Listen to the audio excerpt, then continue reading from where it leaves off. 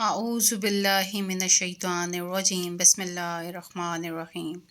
اللہ تعالیٰ نے قرآن پاک میں ارشاد کیا ہے، انسان ناقابل تذکرہ شے تھا، ہم نے اس کے اندر اپنی روح ڈال دی، پس وہ بولتا، سنتا، سمجھتا اور محسوس کرتا انسان بن گیا۔ روح کی تعریف یہ ہے کہ وہ امر رب ہے۔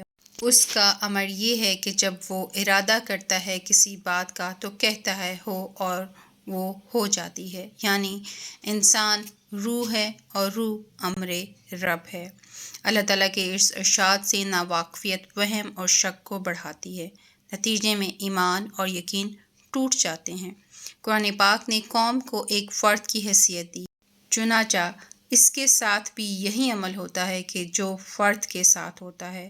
قوم میں اگر یقین کی نسبت شک زیادہ ہو جائے تو یہ عمل دوزخ اختیار کر لیتا ہے۔ جب اس کا رخ عروج کی طرف ہوتا ہے تو آفات سماوی کے آنے کا احتمال ہوتا ہے، اور جب نزول کی طرف ہوتا ہے تو آفات ارضی آتی ہیں۔ جب آفات آسمان سے نازل ہوتی ہیں تو بکھر کر پوری قوم کے ذہن اور اعصاب کو متاثر کرتی ہیں۔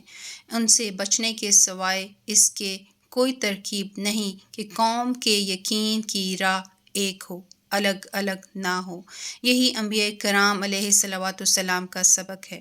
جب قوم گروہوں میں منتشر ہو جاتی ہے اور گروہوں کا یقین مختلف ہوتا ہے تو شک زمین کی سطح پر پھیل جاتا ہے۔ اس انتشار سے آفات ارضی حرکت میں آ جاتی ہیں اور پھیل جاتی ہیں، چنانچہ سیلاب، زلزلے، وبائیں وغیرہ ظہور میں آتی ہیں۔ کبھی کبھی خانہ جنگی بھی ہوتی ہے، جس سے قوم اور افراد کا اعصابی نظام تباہ ہو جاتا ہے، جو طرح طرح کی بیماریاں پھیلنے کا موجب بنتا ہے۔ خواجہ شمس الدین عظیمی صاحب کا خدمت خلق کا یہ 3 کتابوں کا مشن، روحانی نماز، روحانی علاج اور رنگ و روشنی سے علاج، ہمیں ان پرتوں سے نجات دلاتا ہے جو وہم کے نتیجے میں ہمارے اوپر غالب آ چکے ہیں۔